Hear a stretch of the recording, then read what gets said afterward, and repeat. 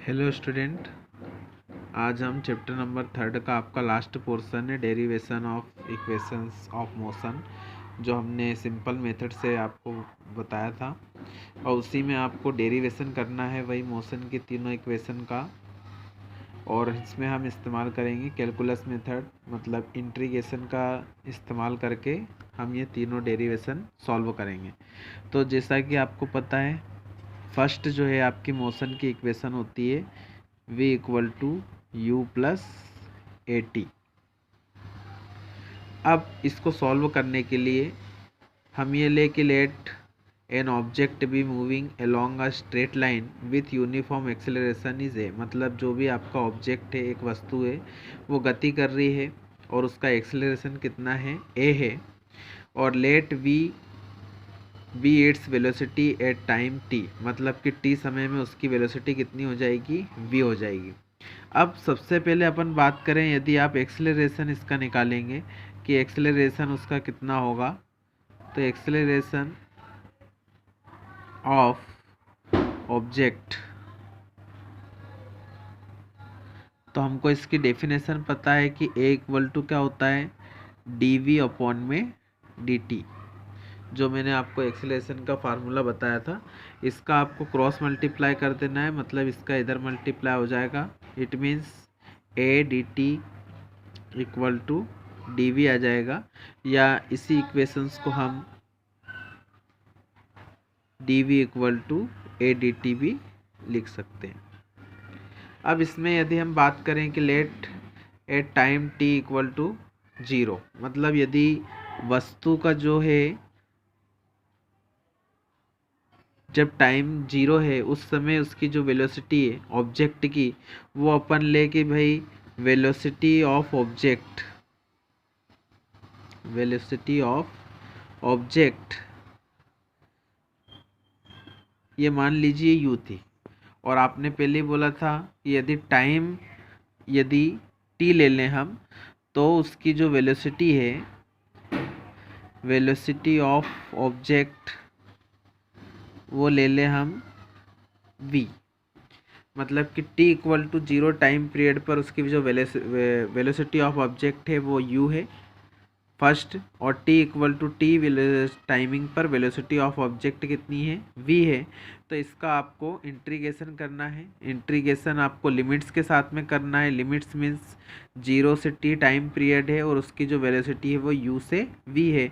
मतलब यहाँ पर जब आप देखेंगे यहाँ पर v है, तो मतलब यहाँ पर आपकी वेलोसिटी की लिमिट चलेगी, इट मीन्स u से v, और आपका आ जाएगा dv। यहाँ पे टाइमिंग दे रखा है, तो यहाँ टाइमिंग की लिमिट्स चलेगी जीरो से टी और ए डी टी। बस आपको इसका इंटीग्रेशन करना है। अब इंटीग्रेशन में आपको मैंने फार्मूला बताया था कि इंटीग्रेशन में यदि डी एक्स होता है तो उसका इंटीग्रेशन क्या होता है, एक्स होता है। इट मीन्स यहाँ पर यदि डी वी है तो इसका इंटीग्रेशन क्या हो जाएगा, ओनली वी हो जाएगा। और जो इसकी लिमिट्स हैं वो आपको ब्रैकेट लगाकर यहाँ पर लिखना है। इसके बाद यहाँ देखें तो a जो है कांस्टेंट में है, तो a को आपको सबसे पहले बाहर लिखना है, यहाँ पे जीरो से t और dt। तो यहाँ पर भी यही फार्मूला अप्लाई होगा। यहाँ पे आप लिमिट्स रखेंगे तो फर्स्ट लिमिट रखेंगे माइनस करके सेकंड लिमिट, मतलब v की जगह पर पहले हम v लिखेंगे, उसके बाद u, तो इसको लिख देंगे v minus you equal to में आ जाएगा a t माइनस, इसका जब इंटीग्रेशन आप करेंगे तो ओनली क्या आएगा, आपका टी आएगा।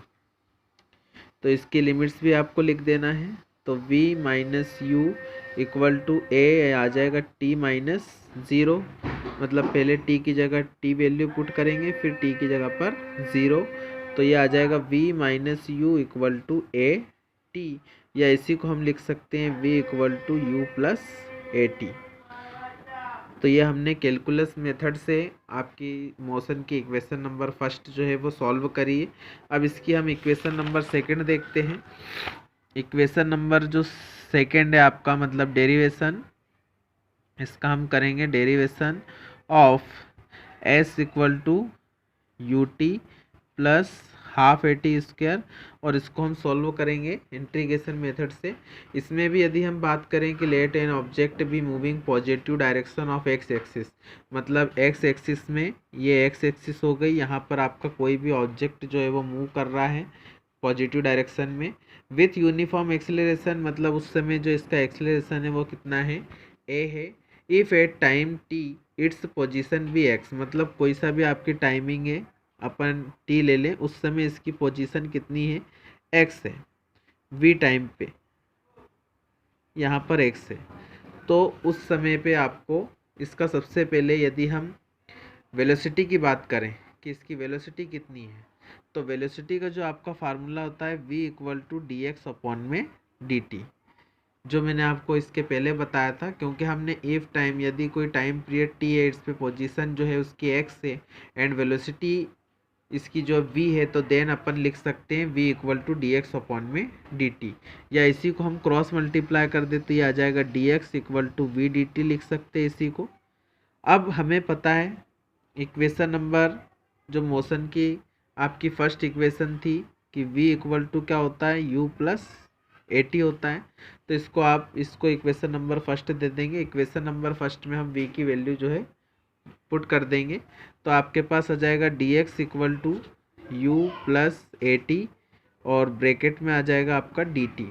इसका अंदर मल्टीप्लाई कर देंगे तो डी एक्स इक्वल टू आ जाएगा u d t plus a t और डी टी। अब let x nought and x be positions of object at time zero, मतलब यहाँ पर अपन बात करें कि जब टी इक्वल टू ज़ीरो है उस समय जो इसकी पोजीशन हम बात कर रहे हैं कि इसकी जो पोजीशन है वो मान लीजिए एक्स नॉट है, मतलब यहाँ पर वो एक्स नॉट पे है, और जब t equal to t timing हो गया उस समय जो इसकी पोजीशन है वो हम ले लेंगे एक्स, ठीक है। तो यहाँ पर यदि हम इसकी लिमिट्स के साथ में इसका इंटीग्रेशन करेंगे इक्वेशन नंबर सेकेंड का, यहाँ पे लिखना भी आपको let x nought and x be the positions of object at time zero and t, then integration equation number second का करेंगे हम लिमिट्स के साथ में। तो यहाँ पर लिमिट्स जो चलेंगी, क्योंकि यहाँ पर एक्स है तो एक्स की लिमिट्स चलेंगी, मतलब पोजीशन की, मतलब एक्स नॉट से एक्स हो जाएगा ये डी एक्स। यहाँ पर आप देखेंगे टी है, टी की लिमिट्स चलेंगी, मतलब जीरो से टी यू डी टी, और लास्ट में आपका ए टी, और यहाँ पर भी चूँकि डी टी है तो इसको हम लिखेंगे जीरो से टी। अब इसका आपको यहाँ पे इंटीग्रेशन करना है। इंटीग्रेशन में फर्स्ट आपके फार्मूला वही लगेगा, तो यहाँ पर इसका इंटीग्रेशन हो जाएगा ओनली एक्स, ब्रैकेट में लिमिट्स इसके बाहर लिख देंगे हम। यहाँ पर u जो है वो कांस्टेंट बाहर आ जाएगा आपका, ओनली क्या बचेगा जीरो से टी डी टी। यहाँ पर आपका a जो है वो बाहर आ जाएगा जीरो से t और डी टी टी।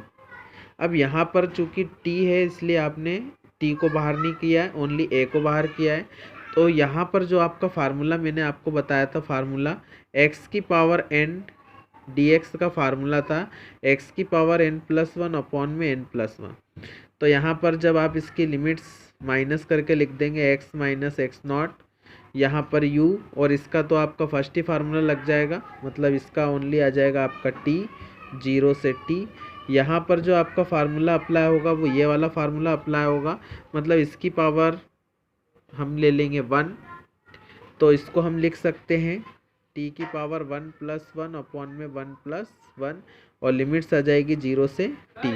और यदि हम ले लें आपका x minus x nought equal to s, मतलब डिस्प्लेसमेंट ऑफ ऑब्जेक्ट की, तो इसके यहाँ पर हम वैल्यू रख देंगे s, यहाँ पर आ जाएगा u, और यहाँ पर t की जगह लिमिट्स रखेंगे तो t minus zero plus a, यहाँ पर हो जाएगा आपका t की पावर टू अपॉन में टू और जीरो से t।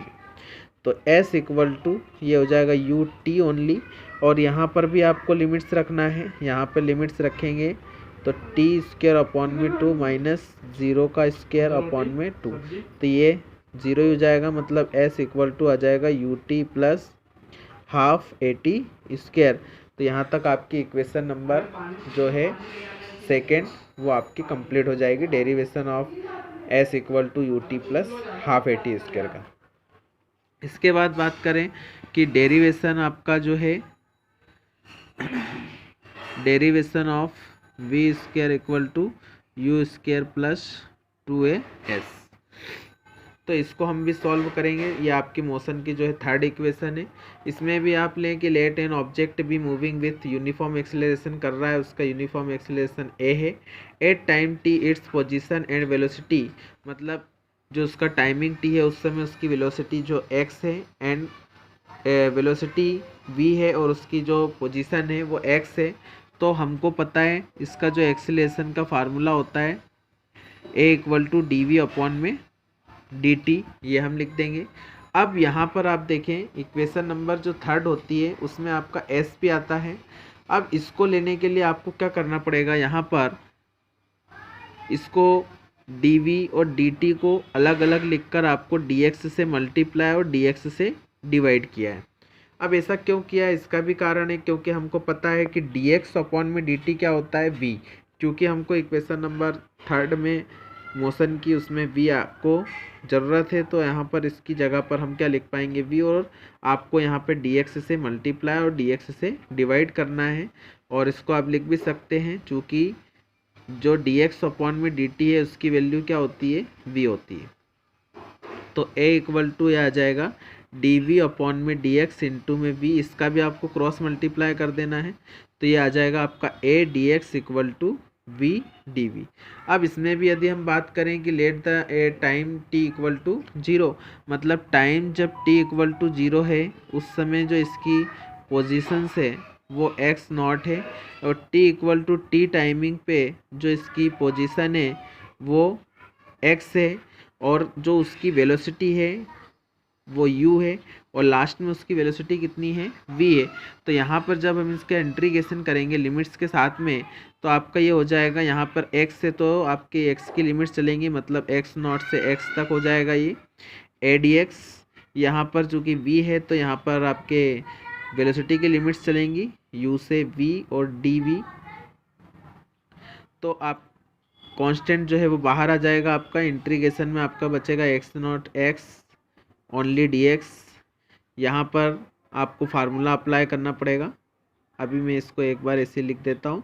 दोनों जगह आपको x की पावर n का फार्मूले का अप्लाई करना है। x की पावर n का जो फार्मूला है x की पावर n प्लस 1 अपॉन में n प्लस 1। यहाँ पे तो डायरेक्ट आपका फर्स्ट फार्मूला लग जाएगा। इट मीन्स ओनली क्या आएगा आपका x नॉट से x आपको लिमिट्स ब्रैकेट के बाहर लिखना है। यहाँ पर इसकी पावर आपको 1 कर देना है। तो ये फार्मूला यदि हम अप्लाई करेंगे तो v की पावर 1 प्लस 1 अपॉन में 1 प्लस 1 और लिमिट्स 0 से u से v। अब हम इसको ले सकते हैं x माइनस एक्स नॉट, यहाँ पर आपके पास आ जाएगा वी स्क्वायर अपॉन में 2u से v। तो a x minus x not value आपको लिमिट्स इसकी रखना है वी स्क्वायर अपॉन में 2, और सेकेंड बार में आपको v के यहाँ पर रख देंगे u स्क्वायर अपॉन में 2। अब इसको हम बोलेंगे आपका जो डिस्प्लेसमेंट ऑफ ऑब्जेक्ट है x minus x nought equal to s, मतलब कि ए एस इक्वल टू ये आ जाएगा v square minus u square upon में 2। इसका आपको एलसीएम ले लेना है, क्रॉस मल्टीप्लाई कर देंगे 2as equal to v square minus u square. तो ये आ जाएगा v square minus u square equal to 2as। यहाँ पर आपका ये डेरिवेशन जो है कंप्लीट हो जाएगा। ये तीनों आपके डेरिवेशन है आईएमपी हैं, और इसी के साथ आपका चैप्टर नंबर थर्ड जो है वो क्लोज हो जाएगा।